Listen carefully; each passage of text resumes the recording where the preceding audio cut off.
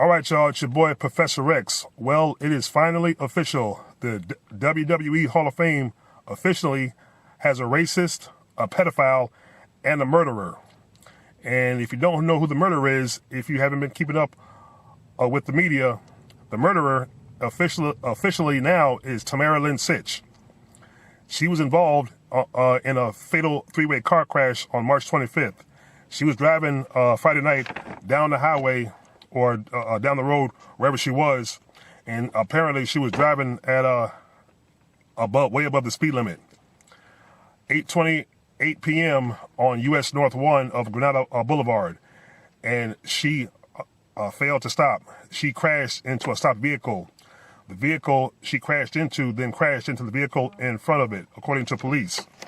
Police say 75 years old, folks. 75-year-old Julian LaFrancis Lassiter, the driver that was hit by Sytch's vehicle, was pronounced dead at Halifax Health Medical Center. Sytch was also transported to Halifax Health and later released. Police say they obtained a blood sample to find out if Sytch was impaired. I think she was. She had to be greatly impaired. At the time of the crash, the driver of the third vehicle suffered injuries but was not transferred to the hospital, according to police.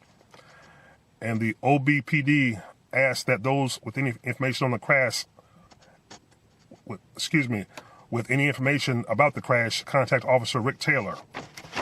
Now, I'm not a rocket scientist, but despite being probably sloppy drunk and probably 10 sheets to the wind as she was, you're driving down the road at night. Yes, I know you're speeding, but if it's at night and those stoplights are very, very bright, people, wouldn't you think through her mental and physical impairment and probably her blurred vision that you could see maybe a shade of red light, coming closer? That in your brain or in your mind should give you a hint that you need to stop. But depending on how impaired and drunk Tammy Sytch was, she probably didn't care. And I'm going to say this, I don't feel sorry for you for what happens to you, because to me, this is the final straw. This is your last straw. This is first-degree manslaughter. You killed a 75-year-old man, probably had a loving family, and most likely was a grandfather and a father. And you took that away from his family, so you deserve life in prison. No more chances. You got out of jail after a year and said you were in a better place. Even had one appearance where you looked healthy and looked happy, but obviously you weren't happy. Obviously, so I don't know what drives you to the bottle, but at this point, who cares? First-degree manslaughter, life in prison. And if you just happen to get off with just 10 years or a 20-year sentence, that's bullshit.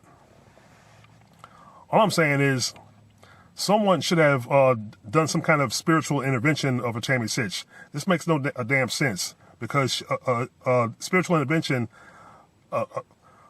would mean, some kind of religion interventions. Some people who have religious values should have stepped in to help you. Put you in a nun convent.